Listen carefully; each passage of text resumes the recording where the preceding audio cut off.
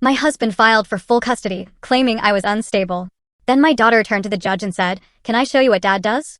When the screen came on, the judge immediately ordered the doors to be locked.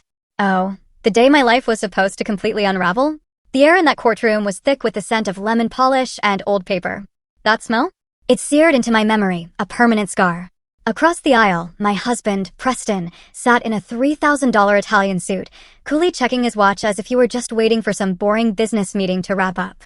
He didn't even glance my way. Honestly, he hadn't really looked at me, not in years.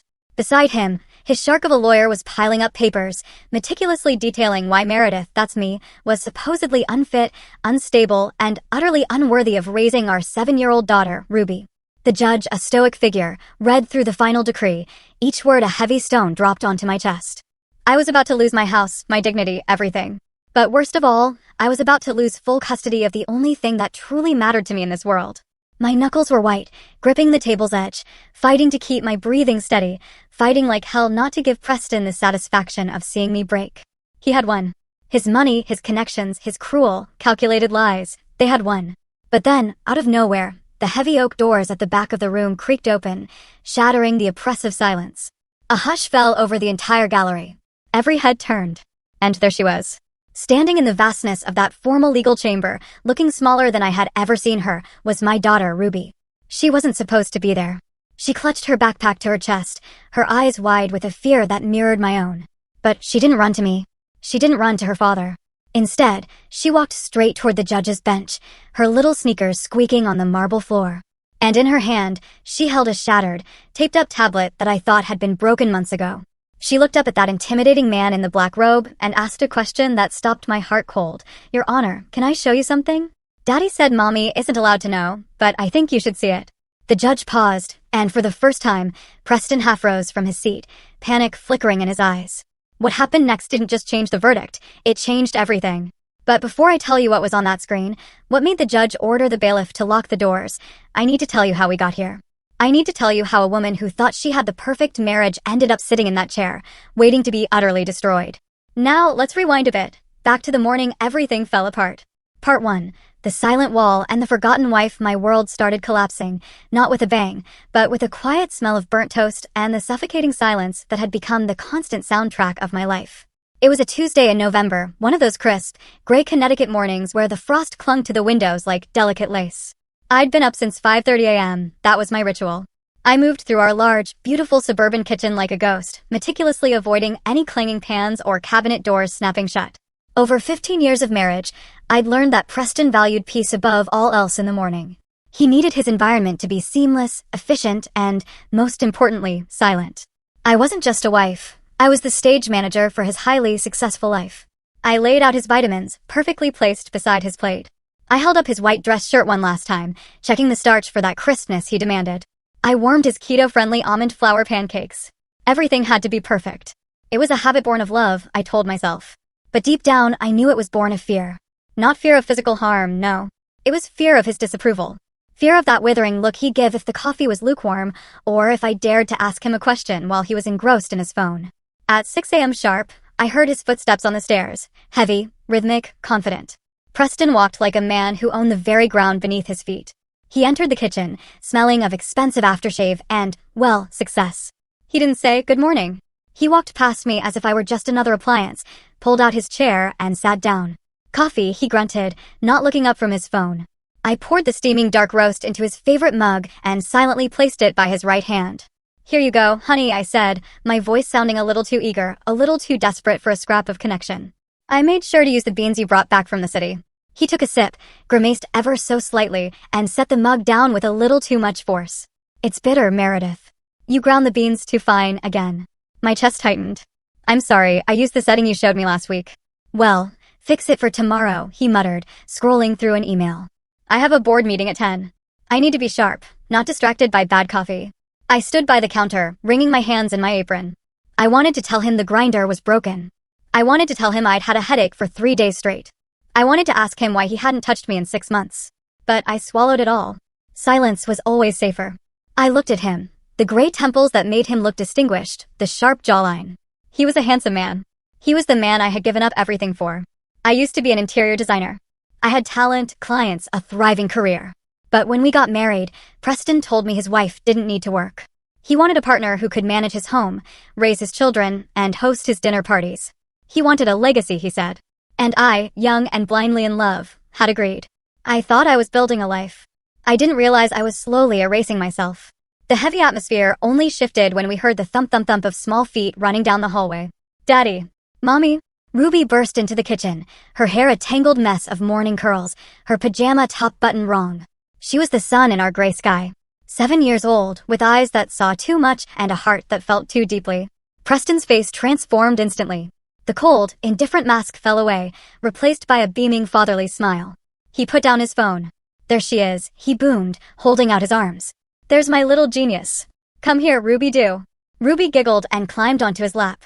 Daddy, are you going to work again? I have to, sweetheart. Daddy has to make the money so we can keep this big house and buy you all those Lego sets you like. You want the new Mars rover set, don't you? Yes. Ruby cheered.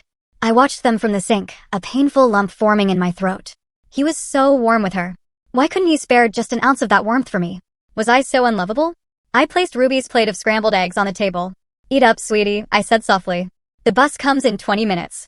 Preston checked his watch, a Rolex I had saved up for 2 years to buy him for his 40th birthday. He set Ruby down abruptly. All right, playtime is over. I have to go. He stood up, grabbed his briefcase, and smoothed his jacket. He kissed Ruby on the top of her head. Be good. Listen to your mother. He said it automatically, like a script. He walked toward the garage door. Preston. I called out. Will you be home for dinner? I was thinking of making that pot roast you like. He didn't turn around. He opened the door, and the cold November air rushed in. Don't wait up. I have a client dinner. I'll be late. And then he was gone. No kiss goodbye. No, I love you. Just the sound of the heavy door clicking shut and the roar of his luxury sedan engine fading down the driveway. I stood there in the silence, the smell of his aftershave lingering in the air like a ghost. I felt invisible. I looked at Ruby, who was happily eating her eggs, oblivious to the fact that her mother's heart was breaking a little more every single day. I told myself it was just a phase. Men get stressed. Work is hard. I just needed to try harder, be a better wife, be quieter, be more perfect. I spent the morning cleaning a house that was already spotless. I scrubbed the floors until my knees ached. I reorganized the pantry. Anything to try and scrub away the anxiety gnawing at my gut. At noon, just as I was finishing a load of laundry, the doorbell rang. It was a courier. Delivery for Meredith Miller, the man said, handing me a thick, heavy envelope. My heart skipped a beat. I wasn't expecting anything. I signed for it, my hands trembling slightly. The return address was a law firm in the city, Vance and Associates. I didn't recognize the name. I walked into the living room and sat on the edge of the beige sofa Preston had picked out. I tore open the flap. I pulled out a stack of stiff legal documents. The words at the top of the page blurred before my eyes, then snapped into terrifying focus. Petition for dissolution of marriage. Petitioner, Preston Miller. Respondent, Meredith Miller. I couldn't breathe. The room started to spin. I flipped the page, reading frantically. He wasn't just filing for divorce. The accusations jumped out at me like physical blows.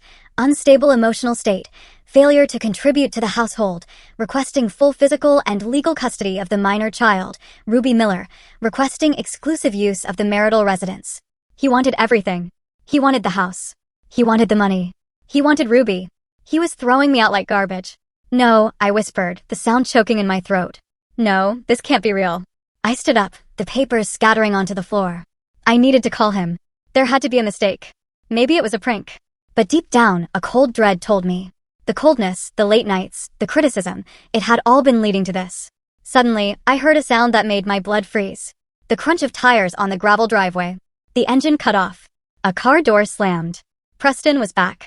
The front door opened with a terrifying calmness. Preston walked in, not with the hurried energy of a man who'd forgotten a file, but with the slow, deliberate stride of an executioner. He didn't look surprised to see me standing there, pale and shaking, surrounded by the scattered legal papers. In fact, he looked relieved. He closed the door behind him and locked it. The click of the deadbolt echoed in the large foyer like a gunshot. I see you got the mail, he said. His voice was devoid of any emotion, casual, as if he were commenting on the weather. I stared at him, my hands trembling by my sides. I couldn't find my voice. The man standing before me looked like my husband, wore my husband's clothes, but his eyes were those of a stranger. Cold, flat, and cruel. Preston, I finally choked out, tears welling up in my eyes. What is this? Is this a joke? You want a divorce. He walked past me into the living room, stepping right over the pages of the petition as if they were trash. He went to the liquor cabinet and poured himself a glass of whiskey, even though it was barely noon. "It's not a joke, Meredith," he said. "It's a rescue mission. For me and for Ruby." "Rescue." I gasped, the absurdity of the word hitting me. "From what?" "I dedicated my entire life to you. I gave up my career. I gave up my friends. I cook your meals. I clean your clothes. I raise our daughter." He spun around, the glass clinking sharply against his wedding ring, a ring that suddenly felt like a lie. "And look at you," he sneered, his lip curling in disgust. "Look at yourself, Meredith. You're pathetic. You're a glorified maid. Do you really think a man like me, a man who closes million-dollar deals before lunch, wants to come home to this?" He gestured vaguely at my comfortable sweater and leggings, at my messy bun, at my tear-streaked face. "You're outdated. You're boring. You have no ambition." "I have no ambition because you asked me to stay home." I screamed, the injustice burning in my chest. "You told me you wanted a traditional wife." "I changed my mind," he said coldly, taking a sip of his drink. "People grow. I grew. You didn't. You stagnated. But full custody?" I pointed a shaking finger at the papers on the floor. "You're trying to take Ruby. You can't do that. I'm her mother. I'm the one who takes her to school, who helps her with homework, who holds her when she has a nightmare. You barely see her." Preston laughed. It was a dry, humorless sound. "That's exactly why I need to take her. You're making her soft. You're making her weak, just like you. Ruby needs a role model who understands success. She needs a mother figure who is intelligent, sophisticated, and capable, not a housekeeper." "Who?" I whispered, a chill running down my spine. Is there someone else?" He didn't answer immediately. He just smiled, a small, cruel smirk that told me everything I needed to know. "That's none of your business," he said. "But let's just say Ruby deserves better. And my lawyer, he's the best in the state. We have evidence, Meredith. We have documentation of your instability." "Instability?" I stepped back confused. "I'm not unstable. I'm perfectly sane. Are you?"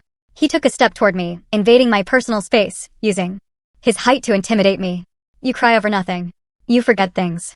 You get hysterical when things don't go your way. Remember last week when you screamed at Ruby in the mall?" I didn't scream at her. I protested, backing away until I hit the wall. She was running toward the escalator and her shoelace was untied. I was scared she would fall. I was protecting her. "See?" Preston said softly, his voice dropping to a sinister whisper. "You're getting hysterical right now, just like the report says." "What report?" "You'll see in court," he said. He finished his drink and set the glass down on the mantelpiece. "Here is how this is going to go. You are going to sign those papers. You are going to agree to the terms. You will get a small stipend, enough to rent a studio apartment somewhere far away from here. And you will give me Ruby." "I will never sign that." I spat, finding a sudden surge of anger through my fear. "I will fight you. I will tell the judge everything." Preston's face hardened. The mask of civility dropped completely. He grabbed my arm, his fingers digging into my flesh. "You have no money, Meredith. You have no job. You have no connections. I controlled the finances for 15 years. Who do you think the judge is going to believe? The successful finance director with a clean record or the unemployed, emotional housewife with zero assets?" He leaned in close, his breath smelling of whiskey and mint. "If you fight me, I will destroy you. I will make sure you end up on the street. I will paint you as so crazy that you'll be lucky if you get supervised visitation once a year. Do not test me." He shoved me away. I stumbled and fell onto the carpet, landing amidst the legal documents. "I'm going to pack a bag," he said, straightening his tie. "I'll be staying at a hotel for a few days until my lawyer gets the eviction order for you. Have your things ready to go by the end of the week." He walked toward the stairs, leaving me sobbing on the floor of the beautiful home that was no longer mine. I felt small. I felt broken. I felt utterly defeated. But as I watched him ascend the stairs, treating me like an insect he'd just stepped on, a tiny spark ignited deep within my gut. It wasn't hope. Not yet. It was the primal instinct of a mother who had just been threatened. He wanted a war. He had no idea what a mother would do to keep her child. After Preston left, the house fell into a terrifying silence. I sat on the floor for what felt like hours, staring at the dust motes dancing in the afternoon light. My mind, usually so organized, was a chaotic storm. How did I miss this? How did I let it get this bad? But as the initial shock began to fade, replaced by a cold, sickening clarity, I realized I hadn't missed the signs. I had ignored them. I had buried them under layers of excuses because the truth was too painful to face. I thought back to 6 months ago. That was when the business trips started to increase. Preston had always traveled for work, maybe once a month, to Chicago or New York. But suddenly, he was gone every weekend. Emergency client meetings, he'd say. Merger negotiations. He would come home smelling of expensive hotel soap and a distinct woody perfume that certainly wasn't mine. When I asked him about it, he'd roll his eyes. It's the room diffusers at the Ritz, Meredith. Don't be paranoid. It's unbecoming. So, I stopped asking. I told myself I was crazy. Then there were the mood swings. He became critical of everything. The way I dressed frumpy. The way I laughed too loud. He stopped wearing his wedding ring at home, claiming it irritated his skin after playing golf. I swallowed that lie too. But the biggest red flag, the one that should have made me run for the hills, was the money. About 3 months ago, I tried to buy Ruby a new winter coat online. The card was declined. When I called Preston, he exploded. He told me I was spending too much on groceries, that the market was down, that we needed to tighten our belts. He put me on a strict cash allowance. He took away my access to the main credit cards, saying he needed to consolidate debt. Like a fool, I handed them over. I trusted him. He was the finance expert, after all. I need to know, I whispered to the empty room. I need to know how bad it is. I scrambled up from the floor and ran to Preston's home office. He usually kept it locked, but in his arrogance today, he had left the door slightly ajar. I rushed to his desktop computer. My hands were shaking so badly I could barely type. I tried to guess his password. Ruby 2015? No. Meredith? Definitely not. I tried his birthday. No. Then I remembered the new car he was obsessed with. Aston Martin 007. The screen unlocked. I didn't care about his emails right now. I went straight to the banking portal. We had a joint savings account, our rainy day fund, and Ruby's college fund. The last time I had seen a statement, over a year ago, there was nearly $300,000 in there. Money we had saved from the sale of my apartment before we got married, plus his bonuses. I clicked on savings. The page loaded. My breath hitched in my throat. I blinked, thinking my eyes were deceiving me. I refreshed the page. $0. Oh my God, I gasped, clutching my chest. Oh my God, Preston. I clicked on transaction history. The screen filled with transfers. It wasn't one big withdrawal. It was a systematic draining of our life. $5,000 here, $10,000 there, all transferred to an entity called Sterling Consulting LLC and another account in the Cayman Islands. He'd been stealing from us for months. He had emptied Ruby's college fund. He had taken every penny of the safety net I thought we had. I checked the checking account. There was $500 left. $500 to last me forever. Panic, cold and sharp, seized my lungs. I was hyperventilating. I was a 42-year-old woman with no job, no resume for the last 15 years. And now, absolutely no money. He hadn't just left me, he had crippled me. He wanted to ensure I couldn't hire a lawyer. He wanted to make sure I couldn't fight back. I clicked on the credit card statements. My stomach turned as I scrolled. While he was telling me to tighten my belt on groceries, he was spending thousands. Tiffany & Company, $4,500. The Four Seasons Hotel, $2,800. I hadn't received any jewelry. I hadn't stayed at the Four Seasons. And I certainly hadn't gotten a new handbag. He was building a new life with someone else, using my daughter's future to pay for it. The rage that hit me then was different from the sadness. It was hot. It was blinding. I printed everything. I printed the zero balance. I printed the transfers. I printed the jewelry receipts. I used up all the paper in the printer and went to the closet to get more. As I reached for the paper, my hand brushed against a box on the top shelf. It was an old, dusty box labeled Meredith's Drafts. I pulled it down. Inside were my old sketchbooks, my drafting compass, my expensive architectural pens, the tools of the trade I had abandoned. I touched the cold metal of the compass. I remembered who I used to be. I used to manage construction sites. I used to negotiate with contractors. I used to be tough. Preston had convinced me that Meredith, the architect, was too hard, too masculine. He had molded me into Meredith the housewife. But Meredith the housewife couldn't survive this. Meredith the housewife was broken. If I wanted to save Ruby, I had to find that old version of myself. I had to stop crying and start calculating. My phone buzzed in my pocket. It was a notification from the school app, bus arriving in 10 minutes. Ruby. I wiped my face aggressively with my sleeve. I couldn't let her see me like this. I grabbed the stack of printed evidence and hid it under my mattress. I washed my face with cold water. I wasn't just fighting for money. I was fighting for my daughter. And Preston Miller had made a fatal mistake. He thought taking my money made me weak.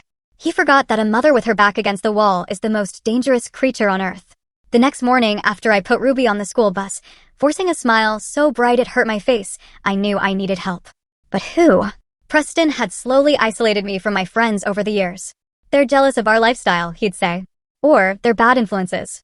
Now I realized it was a strategic move to leave me alone when the end came. I sat in my car, staring at the steering wheel, my mind racing. I needed someone who knew Preston, someone who knew his secrets, but wasn't under his spell. Then a name popped into my head. Sarah. Sarah was Preston's executive assistant for 5 years. She was efficient, kind, and she always sent me reminder texts for Ruby's birthdays. But 6 months ago, she was abruptly fired. Preston told me she was stealing office supplies, but it never sounded right. Sarah was the type of woman who returned a pen if she accidentally took it home. I found her number in my old contacts. My thumb hovered over the call button. Would she even talk to me? I was the wife of the man who fired her. I dialed. It rang 4 times. Hello. Her voice was guarded. Sarah, it's Meredith Miller. Silence. Then a heavy sigh. Mrs. Miller, I wondered when you'd call. My heart leaped. You did. I heard about the filing. News travels fast in the firm, even for us ex-employees. Sarah, I need to talk to you. Please, I don't know who else to turn to. We met an hour later at a Greasy Spoon diner on the edge of town, a place Preston wouldn't be caught dead in. Sarah looked tired. She was stirring her coffee nervously when I slid into the booth opposite her. I don't have much money, Sarah, I started, being honest. I can't pay you for information, but he's trying to take Ruby. He took everything. Sarah looked up, her eyes softening. He's a monster, Meredith. I tried to warn you, but I couldn't get past his gatekeepers. Why were you really fired? I asked. Sarah looked around to make sure no one was listening. I wasn't fired for stealing supplies.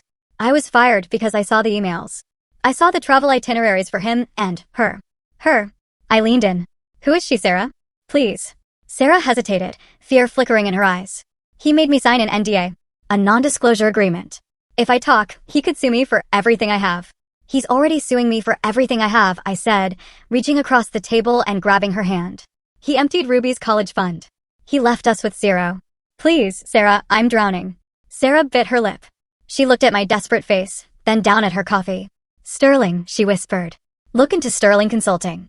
I saw that name on the bank transfers. I said, is that a company? It's a shell company, Sarah said rapidly, keeping her voice low. But it's named after her. Bianca Sterling. Bianca Sterling. The name meant nothing to me. She's a psychologist, Sarah revealed, dropping a bombshell. She was brought in as a corporate consultant for the firm last year. Corporate wellness, leadership coaching, that sort of thing. Preston fell for her hard. Or rather, she dug her claws in. A psychologist? I felt sick. He's leaving me for a psychologist? It's worse than that, Meredith. Sarah leaned in closer. She's not just his mistress. She's his strategist. I heard them in his office once. She was telling him exactly how to handle you. She told him to cut off your funds slowly so you wouldn't notice until it was too late. She told him to start documenting your emotional outbursts. She's the one who orchestrated this whole divorce plan. I sat back, the breath knocked out of me. It wasn't just a midlife crisis affair. It was a calculated, psychological dismantling of my life, engineered by a professional. Why? I whispered. Why go to such lengths? Why not just leave? Because of the prenup, Sarah said, or rather, the lack of one. You've been married 15 years. In this state, you're entitled to half of everything. Preston's assets are worth millions.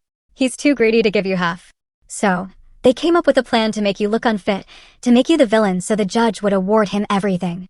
Tears pricked my eyes. It was so evil. So thorough. Does he know you know this? I asked. He suspects. That's why he fired me. He threatened to blacklist me from every firm in the city if I opened my mouth. Sarah squeezed my hand back. I can't testify, Meredith. I can't go up against his lawyers. They'll crush me. But I can point you in the right direction. Check the dates on the transfers. Cross-reference them with his business trips to Switzerland. He's hiding assets offshore. And be careful. Bianca is smart. She knows how to manipulate people. She manipulates him, and he manipulates you. I left the diner shaking, but this time it wasn't from fear. It was from adrenaline. I had a name, Bianca Sterling, and I knew their game. They were gaslighting me on an industrial scale. But knowledge wasn't enough. I needed a lawyer, a shark.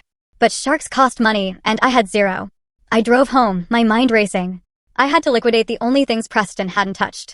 I went straight to my closet and pulled down the hidden box from the top shelf. Not the drafts this time.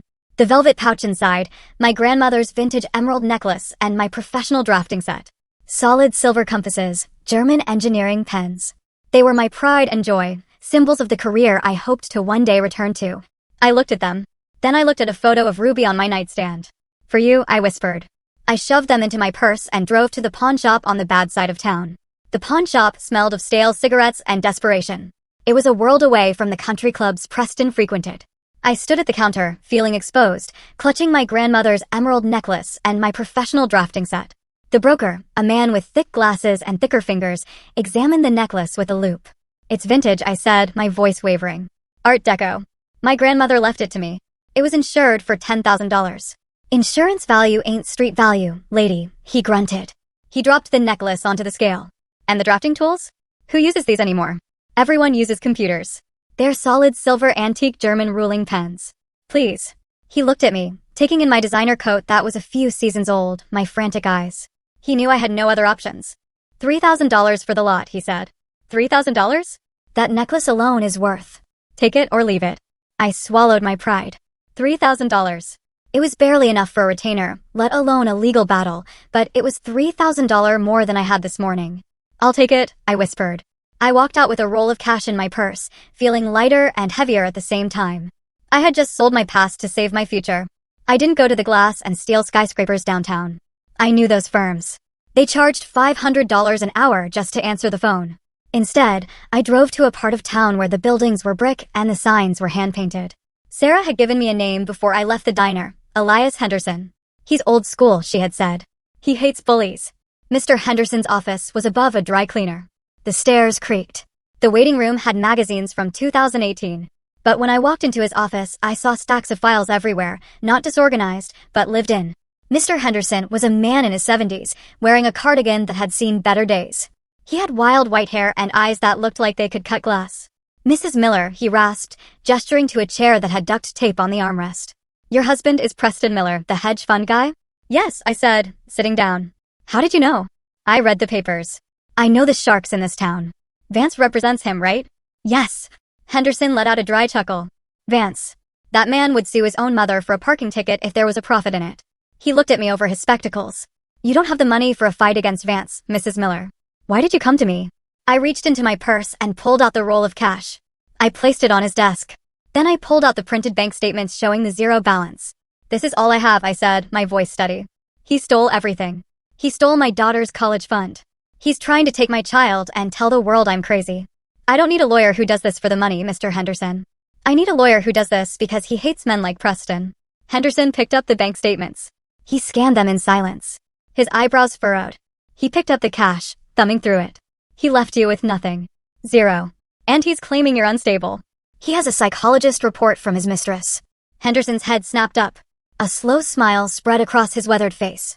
It wasn't a nice smile. It was the smile of an old wolf who just caught a scent. "Conflict of interest," he muttered. "Fraud. Financial abuse." He tossed the cash back to me. "Keep your money, Mrs. Miller. You'll need it for groceries. But your retainer, we'll do this on contingency," he said, opening a drawer and pulling out a yellow legal pad. "I take a percentage of what we win back. And looking at these transfers, we're going to win back a lot." He leaned forward, his voice dropping to a growl. "Listen to me carefully, Meredith. This isn't a divorce anymore. This is a war. He wants to play dirty? Fine. I invented dirty. But you need to be strong. You have to go back to that house. You have to live with him. You have to let him think he's winning. Can you do that?" "I have to live with him?" I shuddered. "If you leave the marital home, he can claim abandonment. You stay put.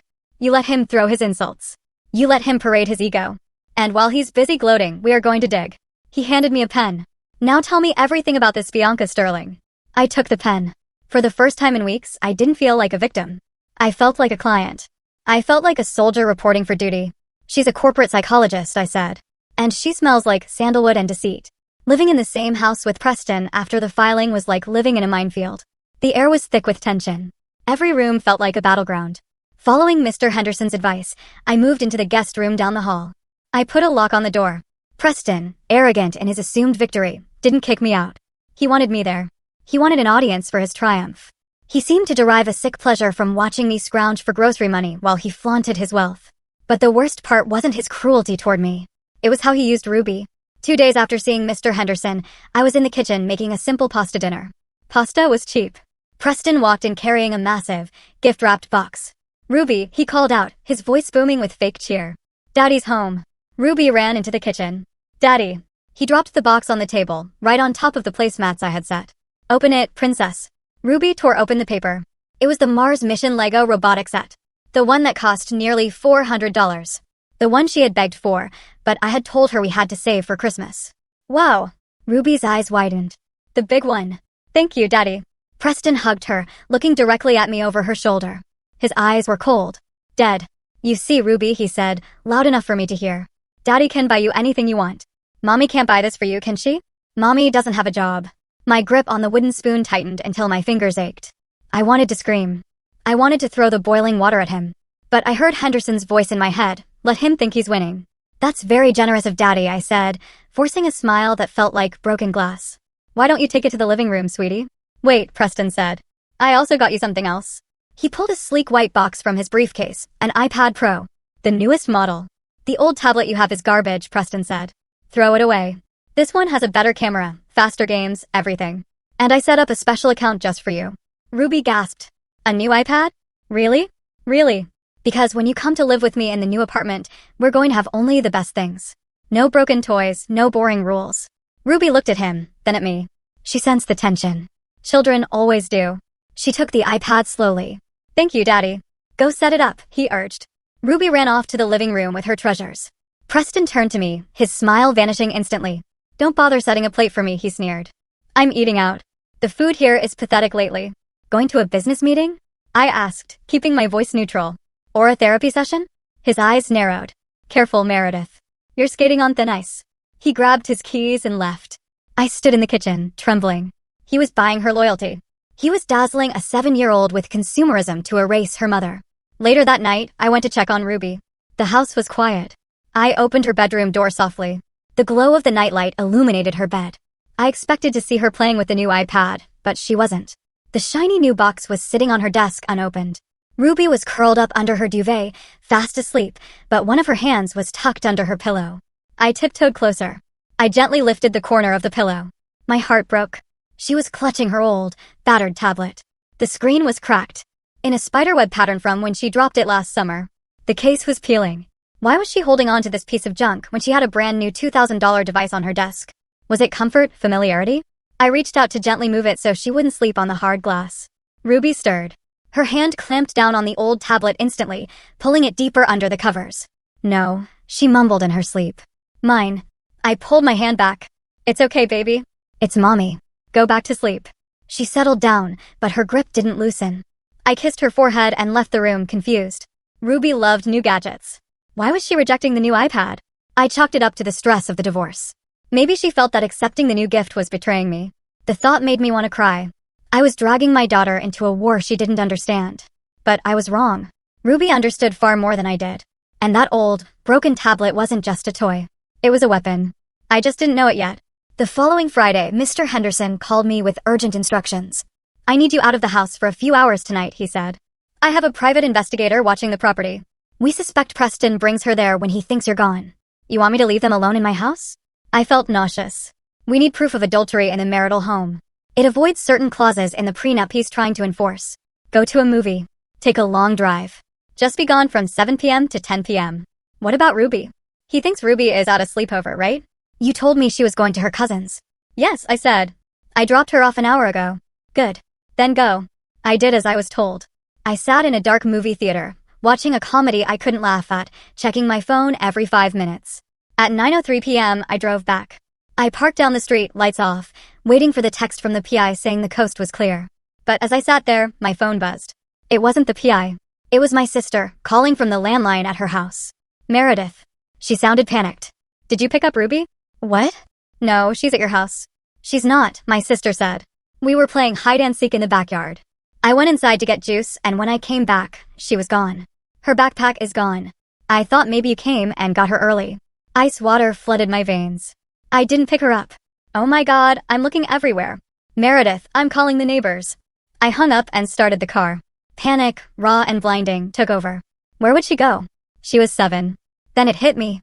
Ruby had been acting strange about protecting her things. She had been worried about her Lego set. She walked home. My sister lived only 4 blocks away, through a wooded path Ruby knew well. I sped toward my house. If Ruby walked home and Preston was there with her. I pulled into the driveway. Preston's car was there, and another car, a sleek silver Mercedes convertible. Her car. I didn't wait for the PI. I ran to the front door. It was locked. I fumbled for my keys, my hands shaking so hard I dropped them. Inside the house, the scene was calm, too calm. Soft jazz was playing. I smelled that sandalwood perfume again, thick and cloying. Preston! I screamed, bursting into the foyer. Preston appeared at the top of the stairs, wearing a silk robe. His face went pale when he saw me. You're supposed to be out until midnight. Where is she? I yelled, running past him. Where is Ruby? Ruby? She's at your sister's. She ran away. She's not there. Just then, the door to the living room closet creaked open. We both froze. Ruby stepped out. She was still wearing her coat and backpack. She looked terrified, her eyes darting between me and her father. Ruby. I dropped to my knees and pulled her into a hug. Oh my God, you scared me to death. Why did you leave Annie's house? I forgot my tablet, she whispered, clutching her backpack straps. The old one. I needed it. Preston came down the stairs, his eyes narrowing. You walked home alone in the dark for a broken piece of junk? Then a voice drifted from the kitchen. A woman's voice, smooth, confident, and annoyed. Preston, darling, is the wife back early? We haven't finished our wine. Bianca Sterling walked into the hallway. I looked up. It was the first time I saw her in the flesh. She was stunning, tall, blonde, wearing a cashmere dress that probably cost more than my car. But her eyes were cold. Calculation flickered in them as she looked at me, then at Ruby. So, this is the child, Bianca said, looking at Ruby like she was a specimen in a jar. She looks disheveled. Get out. I snarled, standing up and shielding Ruby with my body. Get out of my house. Preston stepped between us. This is my house, Meredith. Bianca is my guest. And you. He glared at Ruby. You are in big trouble, young lady. Sneaking around? Spying. I wasn't spying. Ruby cried, her voice shrinking. I just wanted my tablet. Go to your room. Preston ordered. No. Ruby ran up the stairs, sobbing. I turned to Preston and Bianca. I was shaking with rage. You brought her here while you thought our daughter was away. You are disgusting. Bianca laughed softly. She walked up to me, invading my space.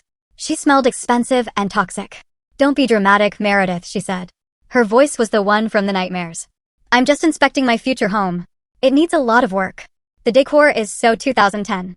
She smirked and turned to Preston. Call me when you've handled the help, darling. She walked out the front door. I looked at Preston. He didn't look ashamed. He looked annoyed that his evening was ruined. You're going to lose her, Preston, I whispered. You're going to lose Ruby. I'm not losing anything, he hissed. But you just proved you can't even keep track of your child for one evening. Neglect. Add that to the file. He stormed upstairs. I collapsed on the stairs, burying my face in my hands. He was twisting everything. Even Ruby running away because she missed her home was being twisted into my negligence. I didn't know then that Ruby hadn't just come back for the tablet. And she hadn't just been hiding in the closet. She had been there for 10 minutes before we arrived. Long enough to see things. Long enough to hear things. The week before the trial, Mr. Henderson called me into his office. The air in the room was heavy. He had a thick document on his desk. It's here, he said grimly. The psychological evaluation. My stomach dropped. But I never met with a psychologist. How can there be an evaluation? That's what I said. But Dr. Sterling is creative. He slid the report across the desk. The cover sheet read, Psychological Assessment of Competency, Meredith Miller, prepared by Dr. Bianca Sterling, Ph.D., licensed clinical psychologist. I opened it. My hands shook as I read the first paragraph. Subject displays classic symptoms of borderline personality disorder, characterized by severe emotional instability, erratic behavior, and an inability to prioritize the child's safety.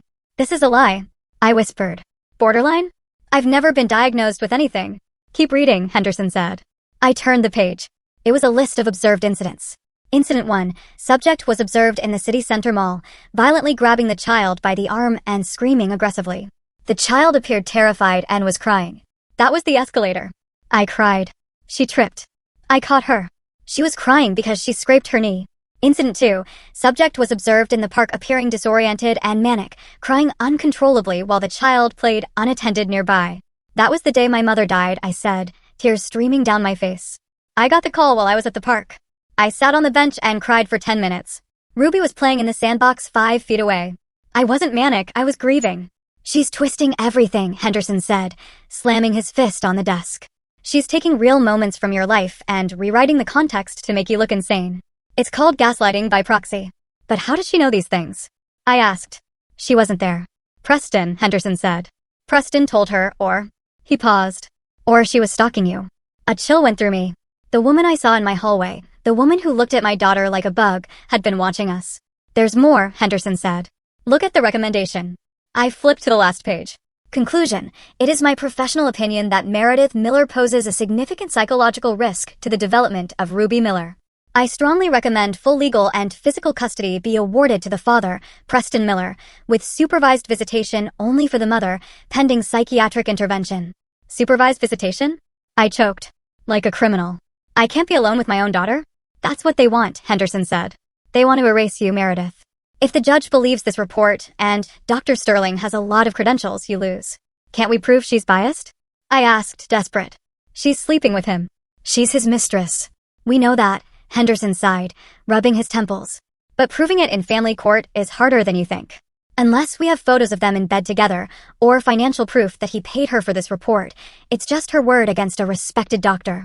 And right now, your word is unstable. I stared at the signature at the bottom of the page. Bianca Sterling. The loops of her handwriting looked like barbed wire. She's not a doctor, I said, my voice hardening. She's a hitman. We have one chance, Henderson said. Cross-examination. I have to tear her apart on the stand. I have to make her slip up. But you have to be made of stone, Meredith.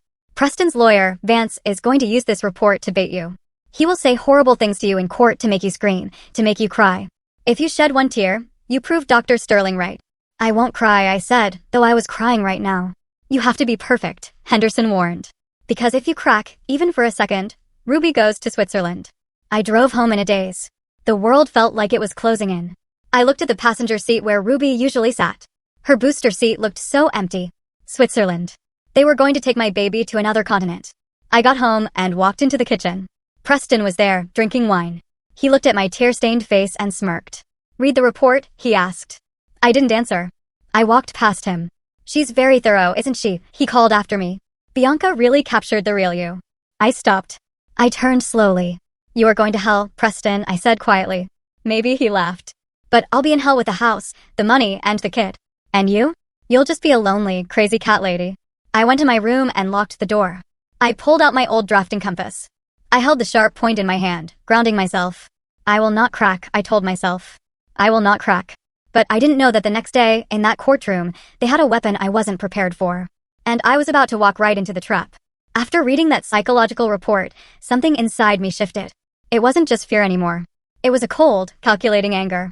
If Dr. Bianca Sterling wanted to write a story about my life, I needed to know exactly who was holding the pen.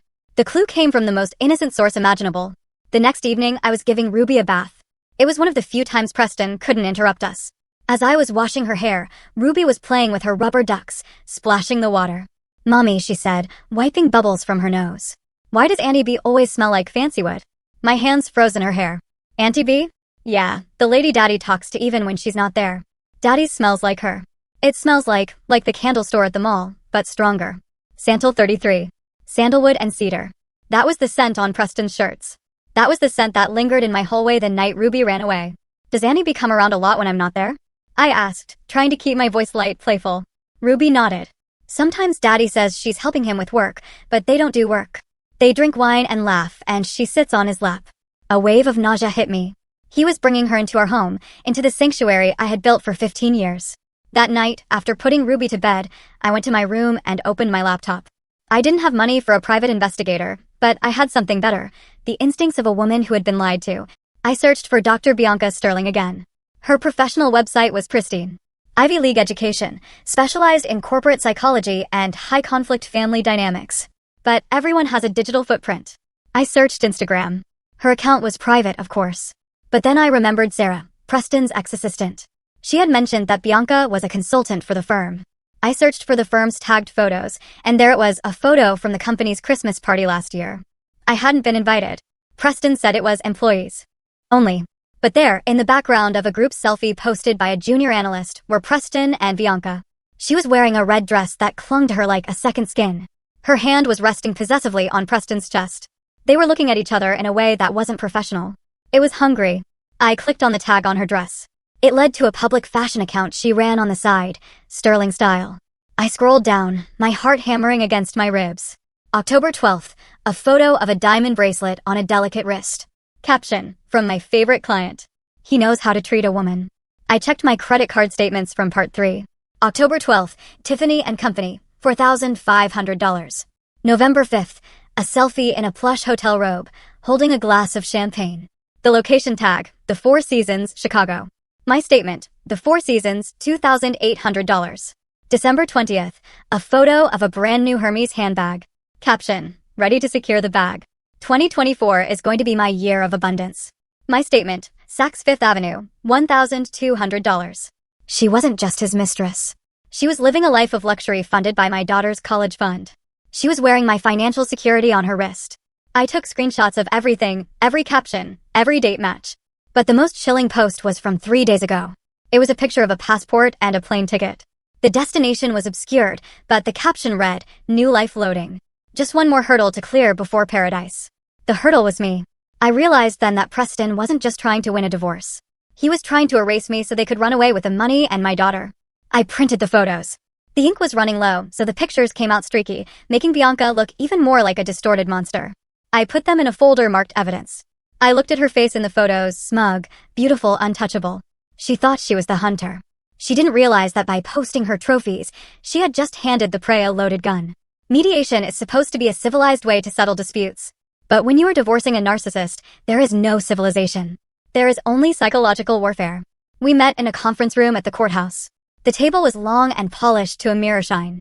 On one side sat Preston and his shark of a lawyer, Mr. Vance. On the other side sat me and Mr. Henderson. Mr. Henderson looked like a rumpled history professor next to Vance's sleek, predatory suit, but I felt safer next to his cardigan than I ever had next to Preston's Italian wool. The mediator, a tired-looking woman named Brenda, opened the file. The goal today is to find common ground. There is no common ground, Vance cut in smoothly. My client's position is clear. Mr. Miller is the sole breadwinner. Mrs. Miller has been unemployed for 15 years. Furthermore, given Mrs. Miller's recent instability, we believe full custody is the only safe option for the child. We reject that entirely, Mr. Henderson grumbled, his voice gravely. Mrs. Miller raised that child while your client was busy working in Chicago hotel rooms. Preston laughed. He leaned back in his chair, twirling a pen. You really want to do this, Meredith? You want to drag this out? Look at you. You're wearing a coat from 3 seasons ago. You sold your grandmother's necklace just to pay this old man. You're pathetic. Preston, I said, my voice shaking but firm. I don't care about the money. You can keep the cars.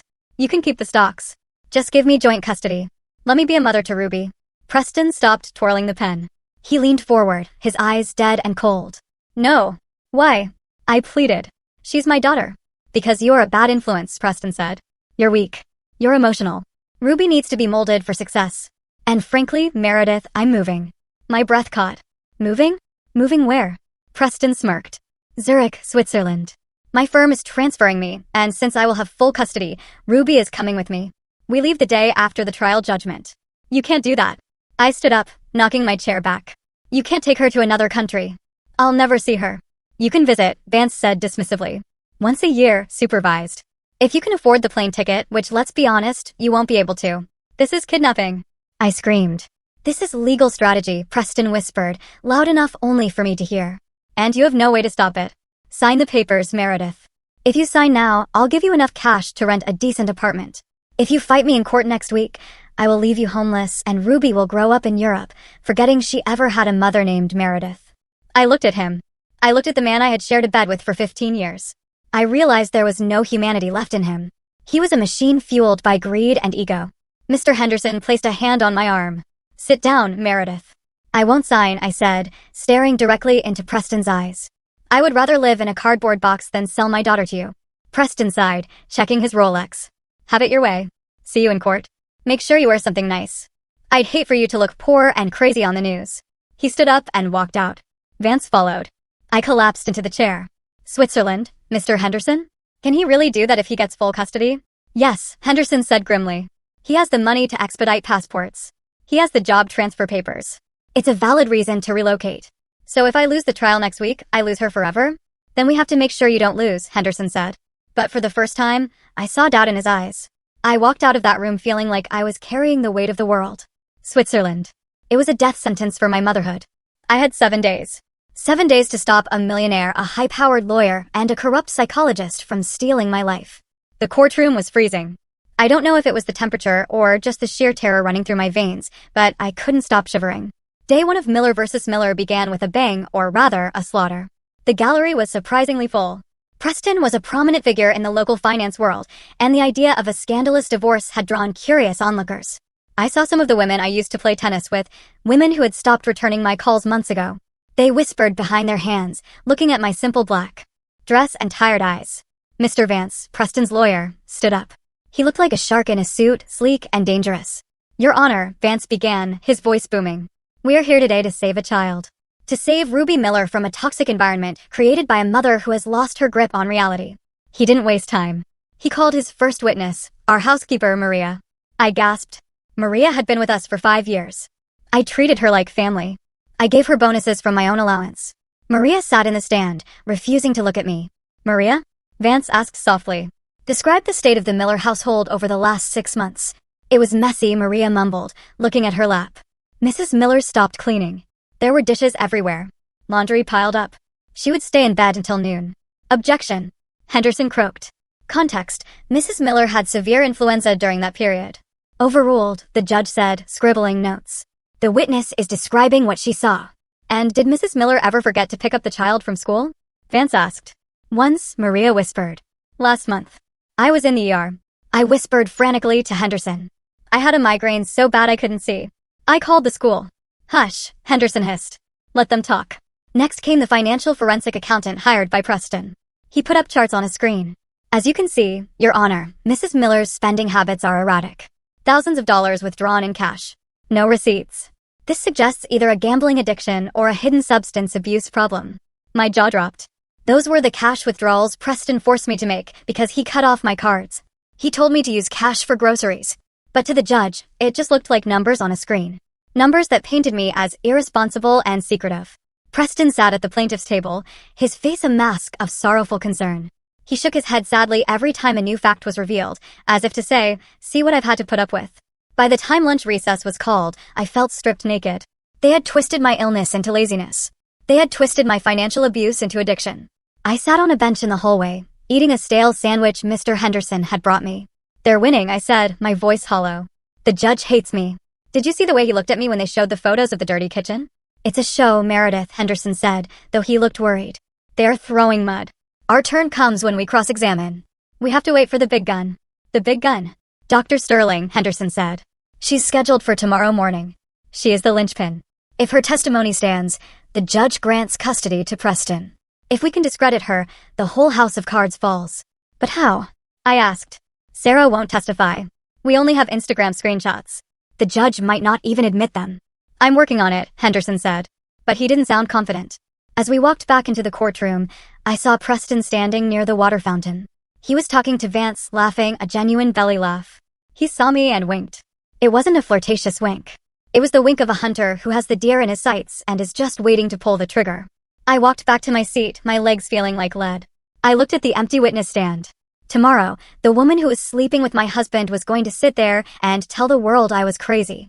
And the terrifying truth was, after today, I was starting to feel like maybe they were right. Maybe I was crazy to think I could win. The next morning, the heavy wooden doors swung open and she walked in. A hush fell over the room. It wasn't just because she was the expert witness. It was because she commanded attention. Dr. Bianca Sterling was radiant. She wore a cream-colored pencil skirt suit that looked professional yet undeniably expensive. Her hair was pulled back in a sleek chignon. She carried a leather portfolio with the air of a woman who held the 10 Commandments inside. I stopped breathing. It was her, the woman from the hallway, the woman from the Instagram photos. But seeing her here, in this court of law, swearing on a Bible to tell the truth, made my blood run cold. She took the stand. She adjusted the microphone with a manicured hand. On her wrist, set in diamonds, was the bracelet from Tiffany's, the one paid for with Ruby's college money. Dr. Sterling, Vance began, his voice dripping with respect. Please state your credentials for the court. I hold a PhD in clinical psychology from Yale, she said, her voice smooth like velvet. I have 15 years of experience in high-conflict family dynamics and child development. I run Sterling Consulting, a firm dedicated to family wellness. And you were retained to evaluate the Miller family? I was. What were your findings regarding Mrs. Meredith Miller? Bianca turned her head for a split second. Her eyes met mine. There was no pity, no guilt, only a cold, predatory amusement. My findings were deeply disturbing, she said, turning back to the judge. Mrs. Miller exhibits classic signs of borderline personality disorder with narcissistic tendencies. She creates chaos to garner attention. She is emotionally volatile. During my observations, I noted that she projects her own insecurities onto the child, creating a toxic dependency.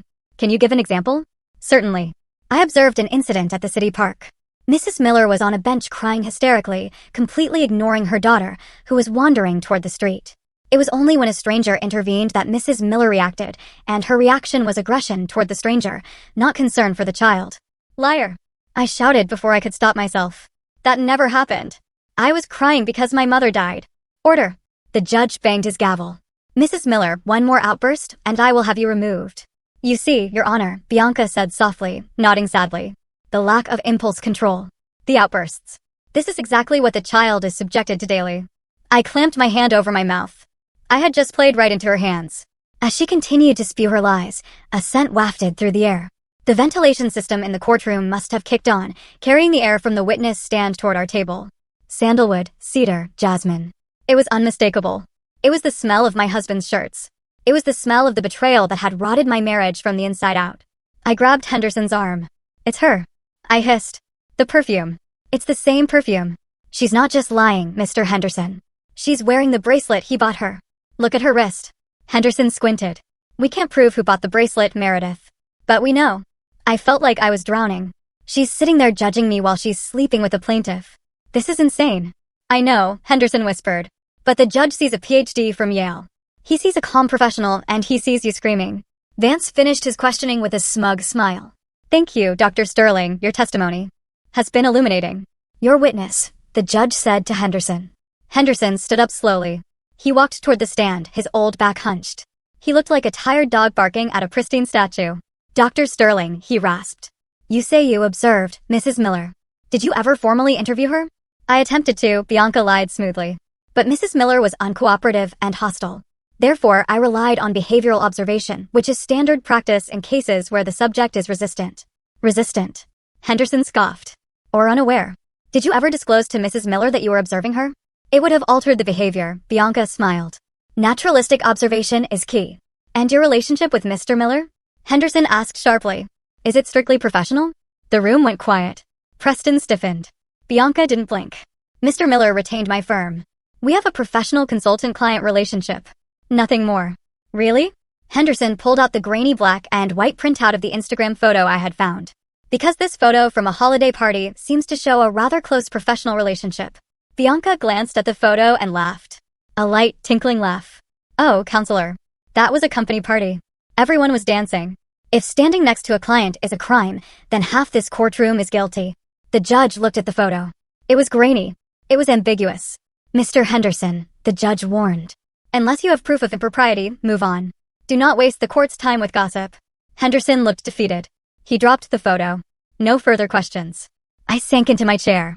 She had gotten away with it. She had lied under oath, and she had done it with a smile. The respondent calls Meredith Miller to the stand. Hearing my name called felt like a summons to the gallows. I stood up, my legs trembling so badly I had to grip the table to steady myself. I walked to the witness box, swearing on the Bible that felt heavy with irony in a room full of liars. Mr. Henderson asked me gentle questions first. I tried to explain about the bank accounts, the joint savings being drained. I tried to explain about my mother's death and the flu. I spoke clearly, trying to channel the architect I used to be, logical, precise. But then it was Vance's turn. He didn't walk to the podium. He walked right up to the witness box, invading my personal space, just like Preston did. Mrs. Miller, he began, his voice sickly sweet. You claim you are a devoted mother, yet you have no income. You have no savings. You rely entirely on your husband's generosity. Isn't that correct? It was a partnership, I said, my voice tightening. I managed the home. Managed. Vance raised an eyebrow. We saw the photos of the kitchen. Is that your definition of management? I was sick. Excuses. Vance snapped. Always excuses. Let's talk about Ruby. Your husband says you are emotionally suffocating her, that you tell her she can't trust her father. That's a lie. I want her to love her father, but he is buying her love with gifts. Or maybe, Vance leaned in. He is providing for her while you are just there, existing, a burden. I gripped the railing. I am not a burden. Aren't you? Vance turned to the gallery, then back to me. Your husband is a successful man. Dr. Sterling is a successful woman. They are winners. And you, Meredith, look at you. You're just bitter because you couldn't keep up. I gave up my career for him. You gave up because you couldn't hack it, Vance said coldly. Preston told me. He said you were a mediocre architect at best. He said he married you out of pity. It was a lie. I knew it was a lie. I was top of my class. But hearing that Preston had been mocking me to his lawyer, to Bianca, to everyone, it cracked something inside me. That is not true. I raised my voice. And now, Vance continued, ignoring me. You want to drag Ruby down with you. You want to make her mediocre, too. You want to keep her in this small town, in a small life, instead of letting her go to Zurich, where she can flourish. She is 7. I screamed. She needs her mother. She needs a stable mother. Vance shouted back, his face inches from mine. Not a woman who screams. Not a woman who falls apart. Look at this. He slammed a large photograph onto the railing in front of me. It was me in my bedroom. My hair was wild, my eyes were swollen shut, and my mouth was open in a scream of pure anguish. It was taken the night Preston told me he was leaving. The night he shoved me, the night I thought my life was over. I wasn't crazy. I was heartbroken. But in that photo, frozen in time, I looked like a monster. Is this the face of a sane woman? Vance bellowed to the courtroom. Is this the face you want putting your child to bed? He took that after he pushed me. I wailed, standing up. He provoked me. He smiled while I cried. He's the monster. Can't you see? I was pointing at Preston. My hand was shaking violently. I was crying ugly, heaving sobs. Your Honor. Vance turned to the gallery, spreading his arms wide. I rest my case. The witness has proven Dr. Sterling's diagnosis perfectly. Volatile, hysterical, unfit. I froze. I looked at the judge. He wasn't looking at the photo. He was looking at me. And in his eyes, I saw pity and dismissal. I looked at Preston. He was covering his mouth with his hand, looking down. It looked like he was ashamed of me. But I knew. I knew he was hiding a smile. Order, the judge said quietly. Witness, sit down. Compose yourself. I sank back into the chair. The fight drained out of me. I had done exactly what they wanted. I had screamed. I had cried. I had proven them right. Court is adjourned until tomorrow morning for final statements and sentencing, the judge said. Bailiff, clear the room. I walked back to Mr. Henderson. He didn't say anything. He just packed his briefcase slowly. It's over, isn't it? I whispered. We need a miracle, Meredith, he said softly. A bona fide miracle. That night, the house felt like a mausoleum. Preston hadn't come home. He was probably out celebrating his victory with Bianca. I walked into Ruby's room. She was sitting on the floor surrounded by her stuffed animals. She looked up when I entered. Her big eyes filled with a question she was too scared to ask. Mommy. Hey, baby. I sat down next to her. I tried to smile, but I knew it didn't reach my eyes. Are we going to court tomorrow? She asked. I am, I said, stroking her hair. You're going to school. Auntie Sarah is going to pick you up afterwards. Is Daddy going to win? The question hung in the air. I couldn't lie to her. I had never lied to her. I don't know, Ruby. Daddy has a lot of lawyers. If he wins, do I have to go to Switzerland? She struggled with the word. Switzerland. I corrected gently, my heart shattering into a million pieces. If the judge says so, yes. But Daddy loves you. He wants you to see the world. But I don't want to see the world, Ruby whispered, tears spilling onto her cheeks. I want to see you. I pulled her into my arms. I buried my face in her neck, smelling her shampoo, strawberry, and innocence. This might be the last time I held her like this. Tomorrow, she might belong to the state or to Preston. Tomorrow, I might be the supervised visitation mother. Listen to me, Ruby, I said fiercely, pulling back to look at her. No matter what happens tomorrow, no matter where you go, you are the best thing that ever happened to me. You are smart, you are kind, and you are strong. Do you hear me? You are so much stronger than you know. Ruby sniffled. She looked at her backpack sitting by the door. I know, Mommy, she said. Her voice sounded strange. Determined. Adults think kids don't know things, but we do. What do you mean? She didn't answer. She just crawled over to her backpack and checked the front pocket.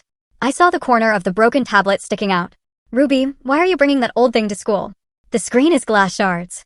You could cut yourself. It's taped, she said. And I need it for show and tell. Show and tell isn't until Friday. It's for a special project, she said evasively. I was too exhausted to argue. If holding on to a broken toy gave her comfort, I let her have it. I tucked her in. I stayed there until she fell asleep, watching her chest rise and fall. I memorized the curve of her eyelashes. I memorized the way her hand curled under her chin. I went in my room, but I didn't sleep. I sat by the window watching the moon rise over the suburban street that had been my prison and my sanctuary. I felt a hollowness inside me so deep it echoed. I thought about all the women out there who had lost. The women who were outsmarted by men with more money and fewer morals. I felt their pain mixing with mine. And this is where I need you to pause with me for a second. My heart felt like it was being squeezed by a giant hand in that dark room. I know that somewhere out there, you are listening to this and maybe you know this pain. Maybe you felt helpless. If you are still here with me, listening to my story, please help me by liking this video and commenting the number 1 below. It tells me that you are amazing, and it tells me that I am not alone in this journey. Your support is the invisible thread holding me together right now. Please comment 1 so I can see you. And now, let me tell you about the day the world stopped turning. The final day of the trial. Judgment Day. The courtroom was packed. Preston had brought his parents. They sat in the front row, looking at me with disdain.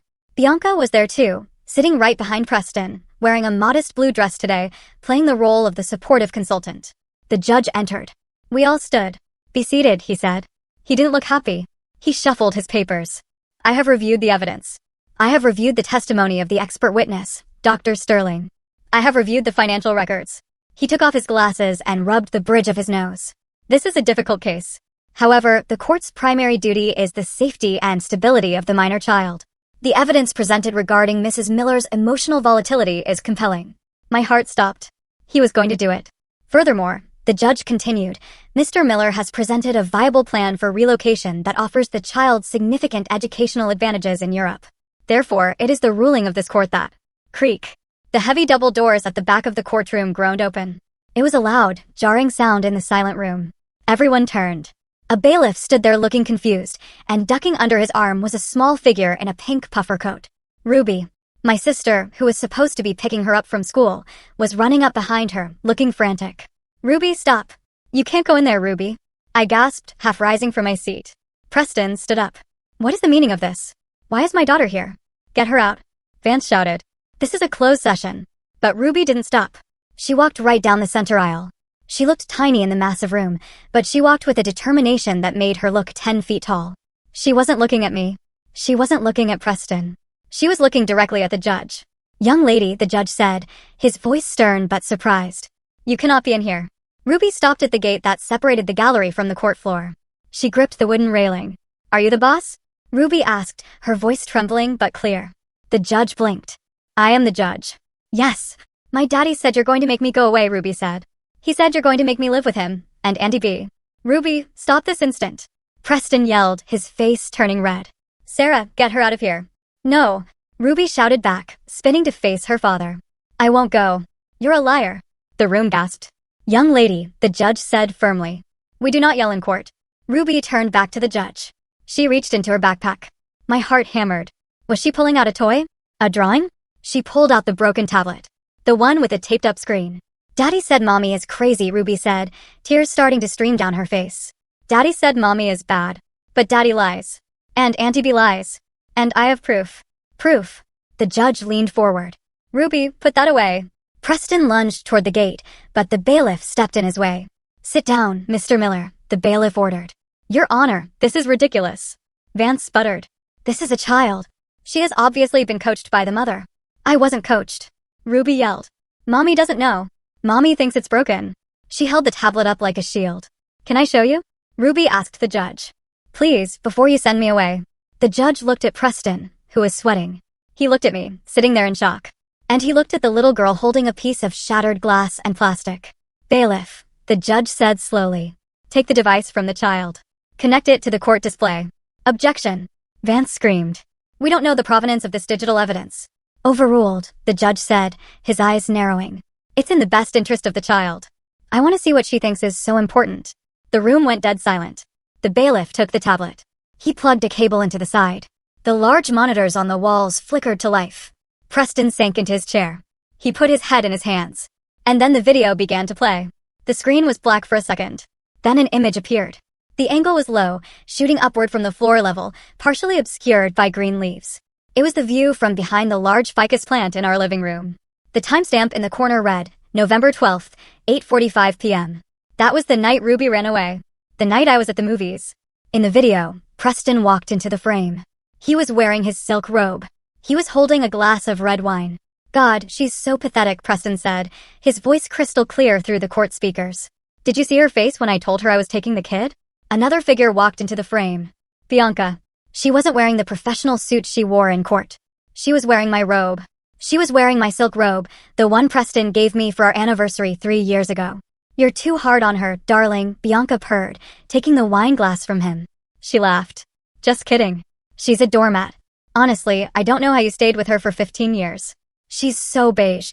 I stayed for the image, Preston said, pulling Bianca onto his lap on the sofa. But the image is expensive. And now that the assets are moved, I don't need the image anymore.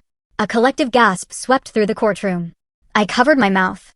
My tears flowed freely now. Seeing them, hearing them, it was 1,000 times worse than imagining it. On the screen, Bianca kissed his neck. Are you sure the transfer to the Cayman account cleared? I tried to access the funds for the contractor in Zurich, and it was pending. It cleared this morning, Preston said. $2 million, untraceable. Meredith will get half of the house equity, which is nothing after the mortgage, and I walk away with the cash kingdom. And the kid? Bianca asked, tracing his jawline. Do we really have to take her? She's annoying, Preston. She stares at me. We have to take her, Preston replied. If I leave her with Meredith, the court might force me to pay child support. Massive child support. If I have full custody, I pay $0. Plus, it kills Meredith. That's the cherry on top. You're evil, Bianca giggled. I love it. I'm not evil, Preston smirked. I'm just a winner. In the courtroom, Preston wasn't moving. He was frozen, staring at the table. Vance, his lawyer, was frantically shuffling papers, looking like he wanted to crawl under the floor. But the video wasn't over. If you are feeling the rage bubbling up inside you right now, seeing this injustice, you are not alone. My blood was boiling. If you are ready to see these two get what they deserve, hit that like button right now. Let's watch karma strike together. The video continued. The couple on the screen settled deeper into the sofa, completely unaware that a 7-year-old was recording their destruction from 5 feet away. What about the psych report? Preston asked in the video. Is it ready? Bianca took a sip of wine. Drafted it this morning. It's a masterpiece of fiction, if I do say so myself. Did you include the thing about the park? Oh, absolutely, Bianca said. I took that story you told me about her crying when her mom died, and I twisted it beautifully. Manic episode in public, child endangerment. The judge will eat it up. And the diagnosis? Borderline personality disorder, Bianca declared proudly. It's the perfect diagnosis for a difficult ex-wife. It explains the anger, the tears, the victimhood. It makes everything she says sound like a symptom, not a fact. You're a genius, Preston kissed her. But what if the judge asks for a second opinion? He won't, Bianca said confidently. I have the credentials. Plus, Vance is going to provoke her in court. Remember the plan? Use the photo. The one I took when I shoved her. Yes, Vance will show it to her. He'll call her crazy. She'll scream. She'll cry. And boom. Diagnosis confirmed. She'll prove she's unstable right in front of the bailiff. God, I love it when you talk dirty, Preston laughed. The video ended with the sound of clinking glasses. The screen went black. For 3 seconds, there was absolute silence in the courtroom. No one breathed. No one moved. The weight of the truth hung in the air, heavy and suffocating. Preston Miller had just admitted to fraud, theft, perjury, and conspiracy. Bianca Sterling had admitted to falsifying medical records and perjury. Then chaos broke loose. You set me up. Preston screamed, jumping up and pointing at Bianca. You wrote the report. It was your idea. Me? Bianca shrieked, her poised facade shattering instantly. You told me she was crazy. You told me to write it. You paid me. Sit down. The judge's voice roared like thunder. He didn't use the gavel. He stood up, his face red with a fury I had never seen in a human being. Bailiff. The judge pointed a trembling finger at the doors. Lock the doors. Nobody leaves this room. Nobody. The bailiff moved fast, standing in front of the double doors. 2 police officers who were stationed in the hallway stepped inside. The judge looked down at Preston and Bianca, his eyes burning. In 30 years on the bench, the judge said, his voice shaking with rage. I have seen liars. I have seen thieves. But I have never seen such a calculated, malicious mockery of this court. He turned to Vance. Counselor, did you know about this? Vance stood up, his hands raised in surrender. Your Honor, I had no idea. I was relying on the expert witness. I am withdrawing as counsel immediately. Wise choice, the judge spat. Because you'll be lucky if you aren't disbarred for negligence. He turned his gaze to Bianca Sterling. She was shrinking in her seat, clutching her pearls. Dr. Sterling, you stood in my court under oath and presented a fabricated medical diagnosis to strip a mother of her child. It was a theoretical assessment. Bianca stammered. It was perjury. The judge slammed his hand on the desk. It was child abuse. And you, Mr. Miller, you admitted to hiding assets. You admitted to provoking your wife to frame her.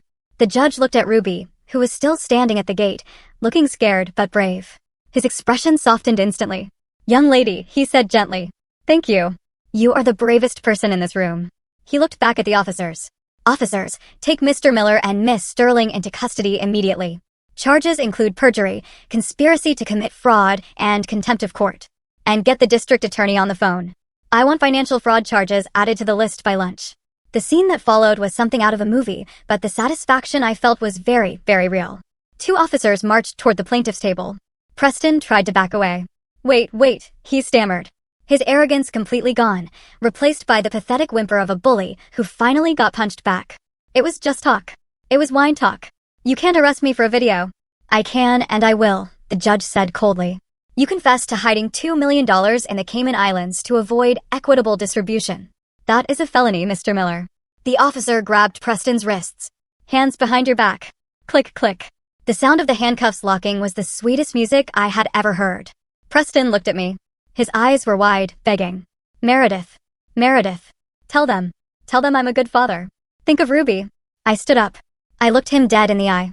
A good father doesn't steal his daughter's future to buy a Porsche, I said quietly. And a good husband doesn't gaslight his wife into thinking she's insane. They dragged him away. Then it was Bianca's turn. She wasn't begging. She was screaming. This is a mistake. Do you know who I am? I have a PhD from Yale. You won't have a license by tomorrow, the judge remarked dryly.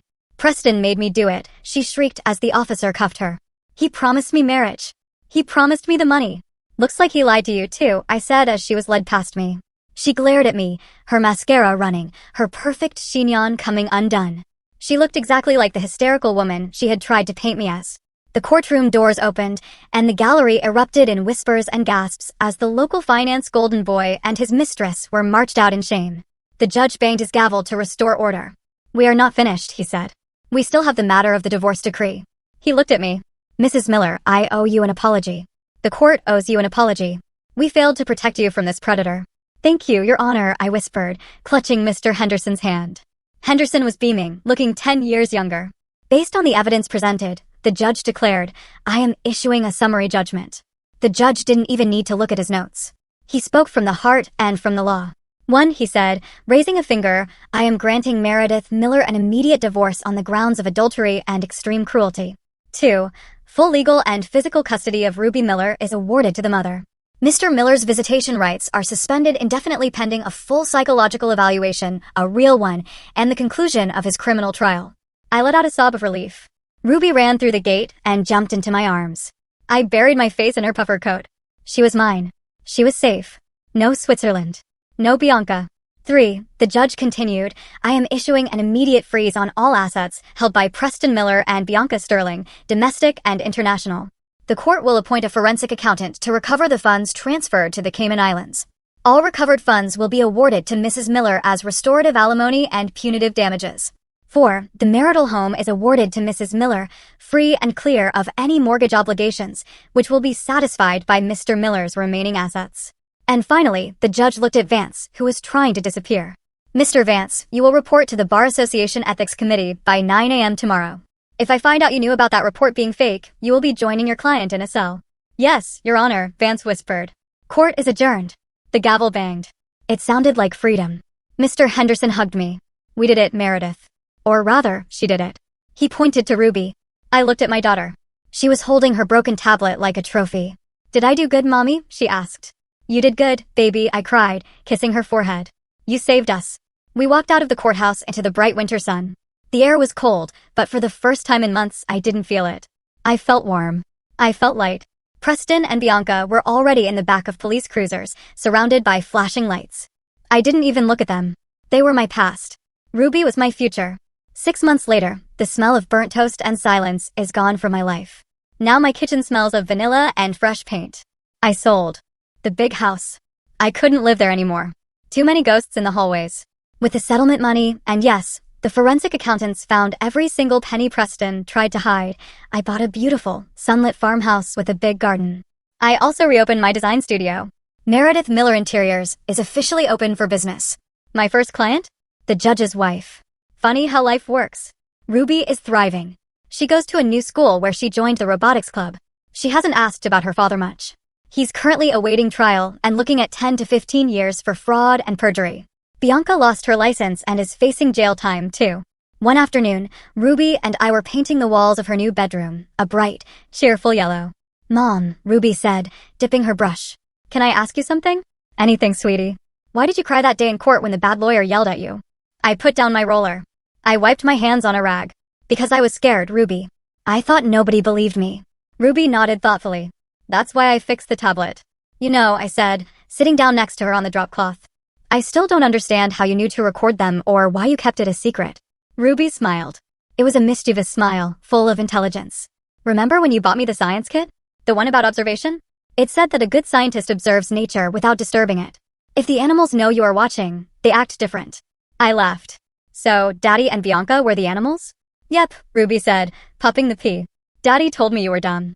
He said, Mommy is too dumb to know what we're doing, but I know you're not dumb. You're the smartest person I know. You can build houses in your head. My eyes welled up.